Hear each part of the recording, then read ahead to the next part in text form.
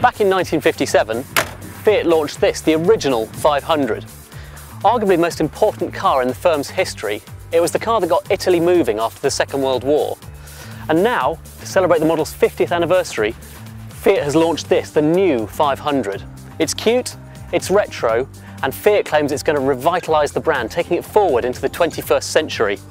Trouble is, these days it's got a lot of competition.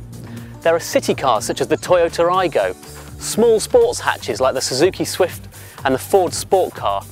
And lastly, and most importantly, there's the new Mini, another icon reborn.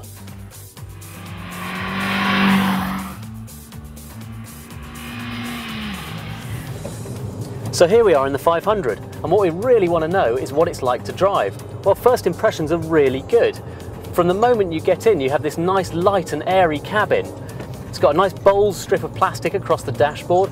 Its view out's pretty good. It's got quite narrow pillars, lots of glass area. But just like the exterior, it's quite retro in here. You've got one big dial ahead of you, which has got both speed and revs on it. And across the central dash, you've got 3 buttons, which just look very stylish, typically Italian. And it's pretty comfortable in here too. The driving position is good. Steering wheel falls easily to hand, even though it hasn't got any reach adjustment. And the seats, although they're not the last word in support, are fine on long journeys. Gear lever is really nicely placed as well. It sits up quite high, so it's easy to reach. And the shift itself is pretty good.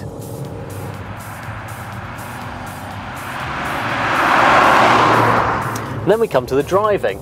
This is possibly the 500's weakest point. It's not bad by any means, but it's just not quite as lively and exciting as the styling and the interior would lead you to expect. But there's no denying that the ride and handling are not a match for the Mini. The Mini is really invigorating. It's very neat round corners, very nimble, very accurate. This has got a bit of body roll, a bit of wallow. It's just not quite as engaging to drive. So should you be popping down to your dealership, checkbook in hand, ready to pay a deposit on a new 500? We think so, yes. It's a fantastic little car, great fun to drive, just fun to be in too. It doesn't quite have the dynamic appeal of a Mini, but there's no doubt that when it goes on sale here next January, it's going to be the car to be seen in 2008.